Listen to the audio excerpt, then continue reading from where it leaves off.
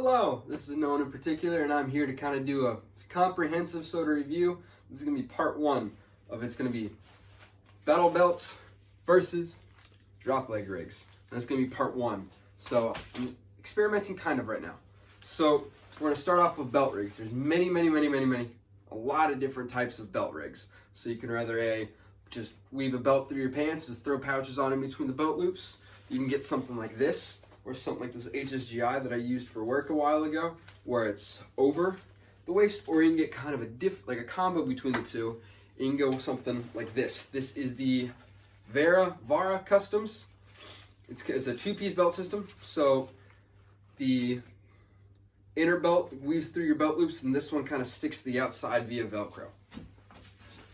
But first off, I just want to say this is my very first loadout that I ever used for Airsoft. So this is a Blackhawk padded belt. This is the kind of loadout that I really wanted to start off with.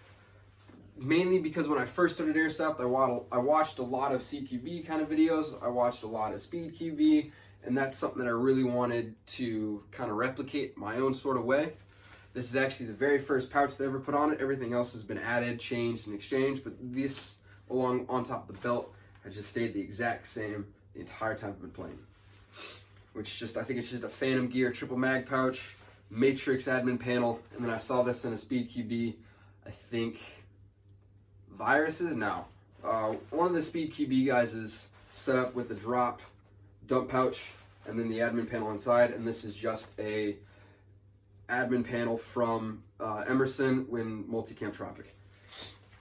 So that's that. So there's a bunch of different ways that you can run and reasons to run a belt rig setup. One of the big things is low profile. And as you can see even here, which is the one that I do use for work, it is still very low profile. The most it ever exchanges down at the back of the IFAC, and that's maybe 2.5 inches out of your body.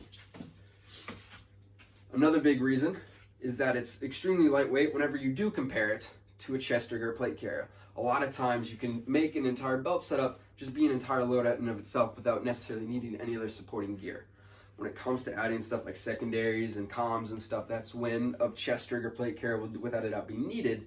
However, if you're not running any of that and you're just running bare bones primary and just the supporting gear involved, a belt rig would really be all you necessarily need.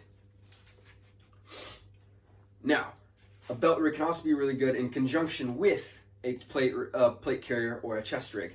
Now, sometimes if you do really want to keep a low profile and just the bare essentials on a plate carrier, but necessarily would need to take and store some stuff like a secondary mag, that's what a belt rig is perfect for.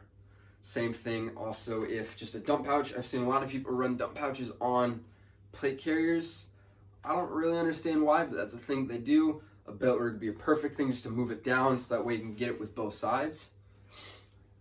Another big thing is customization. That's one of the bigger aspects of why a lot of people would run a belt setup. So now, especially if you look at the Speed QB Nucleus belt, I think it is. I'm not quite too sure. That entire belt rig setup is purely customizable. It's purely modular, where you just have a Velcro outer belt and then you can just add on different panels.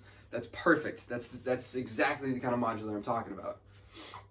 Another big reason would be something such as with the actual work belt, where this would be purely to store stuff that I don't need to get to very often or hardly at all, such as a secondary mag from our M18, multi-tool, handcuffs, and even the IFAC. Of course, I'm not going to need an IFAC, and I probably don't need a dump pouch.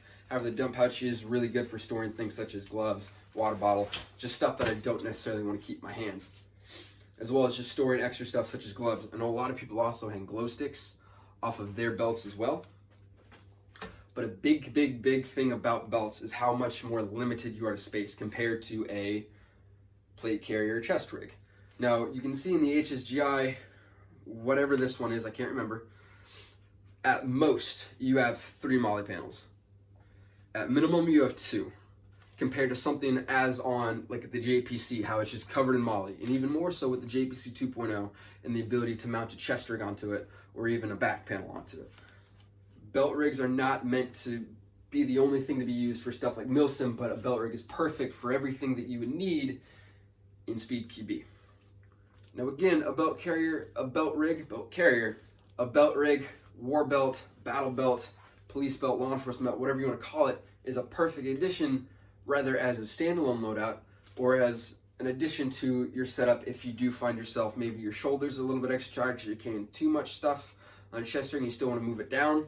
They're also really good for supporting things that you don't always need to get, such as a med kit or a dump pouch, or even secondary or like a last resort kind of mag for either your primary, secondary, tertiary, whatever you want. A belt rig is a perfect piece of kit that should definitely be added to any airsoft setup.